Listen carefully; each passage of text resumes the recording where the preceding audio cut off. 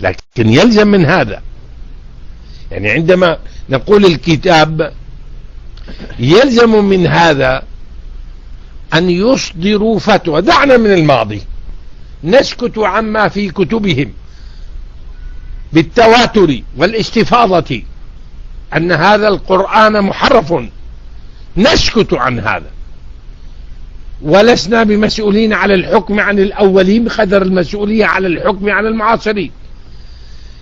لكن منذ 30 سنة، بل بالضبط منذ 35 سنة، وأنا أطالبهم، وأول شيعة لقيتهم شيعة الكويت، كنت أطالبهم بأن يرجعوا حتى قبل قضية الخميني، أن يرجعوا إلى مراجعهم ومرجعياتهم، وأن يأتون بفتوى أن هذا القرآن الذي بين الدفتين هو الكتاب الذي أنزله الروح الأمين على رسوله صلى الله عليه وسلم، لا يأتيه الباطل من بين يديه ولا من خلفه.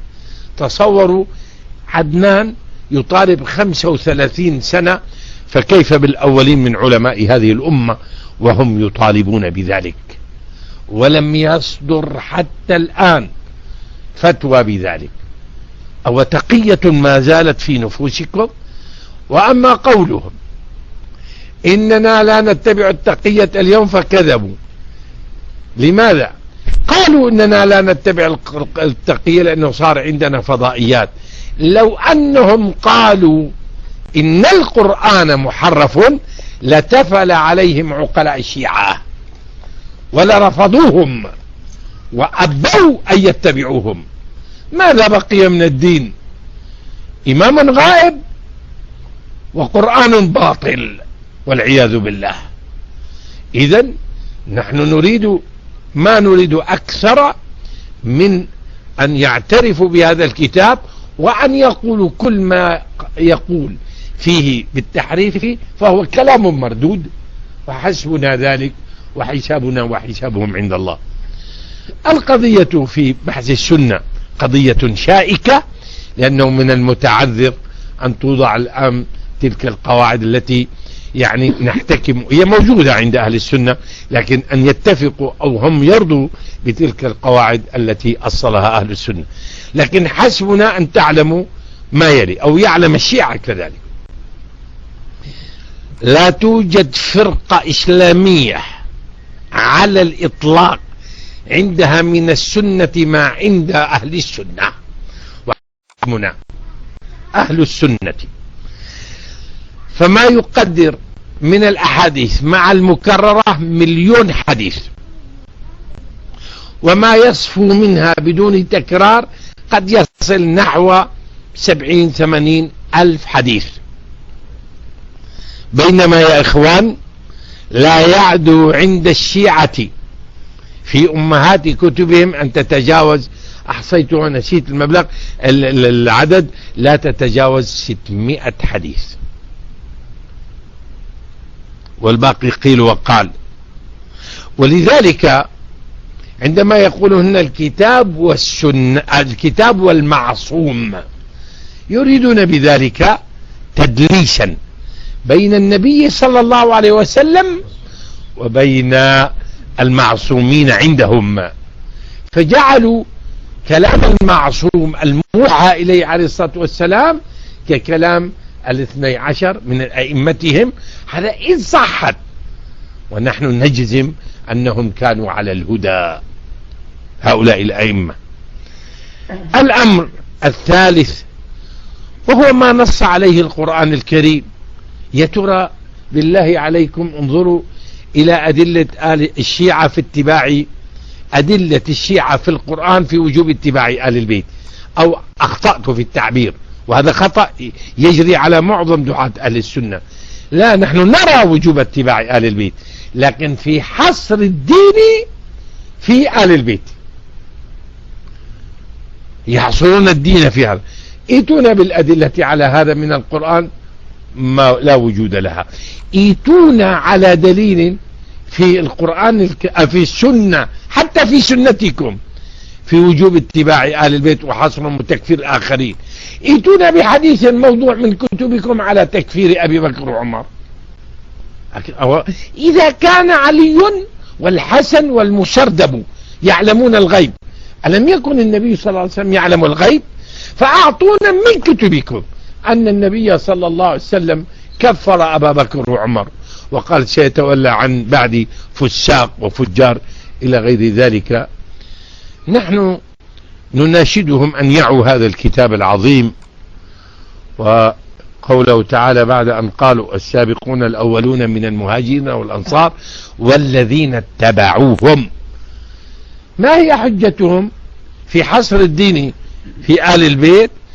قوله تعالى قل لا أسألكم عليه من أجر وإلى ذلك إلا يقول إلا المودة في القربى. يا سبحان الله، إلا المودة في القربى، يعني بيقول والمعنى ليس كذلك، لكن أنا سأسلم معهم أنه المعنى حب آل البيت. طيب حب آل البيت، يقول حب البيت، الواحد يحب زوجته ولا يطيعها، ويحب أبنائه ولا يطيعهم، ويحب صديقه ولا يطيعه. أي علاقة وأي لازم بين الحب أيها العقلاء وبين وجوب الاتباع؟ طيب سلمنا أن لازم الحب وجوب الاتباع، أين العصمة؟ أين تكفير الآخرين؟ أين تكفير الآخرين؟ إذن عليهم أن يعيدوا النظر في هذه الأصول الثلاثة التي نطرحها.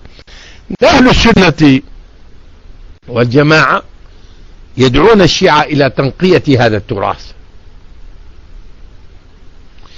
يلوموننا، وأبشركم أخرجت إحصائية يلوموننا أننا لم نروي عن الحسن والحسين أحاديث كثيرة، فأبشركم أني أحصيت ما ورد في السنة بالجملة عما رواه أهل السنة عن آل البيت فتجاوز الآلاف،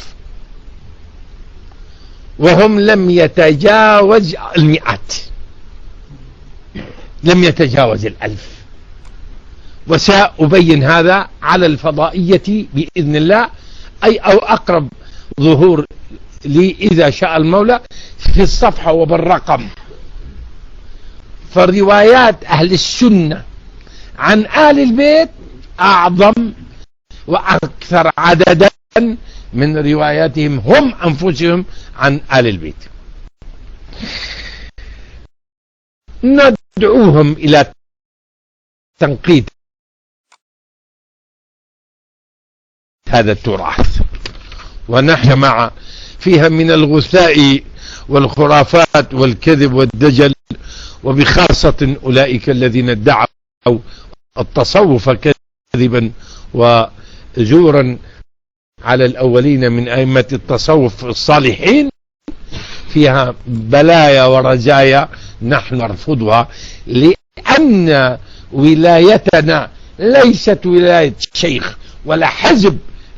تعلم كل الأحزاب الإسلامية وكل الجماعات الإسلامية وكل الطرق الإسلامية عندما تنادي بطريقة أو تنادي بحزب ثم تتمحور عنه فأنت ممن أو تنصبه كما قال شيخ الإسلام ابن تيمية، فأنت قد فرقت هذه الأمة، وأنت قد حزبت هذه الأمة، شئت أم أبيت، رضيت أم سخط، نويت حسنا أو نويت سوءا.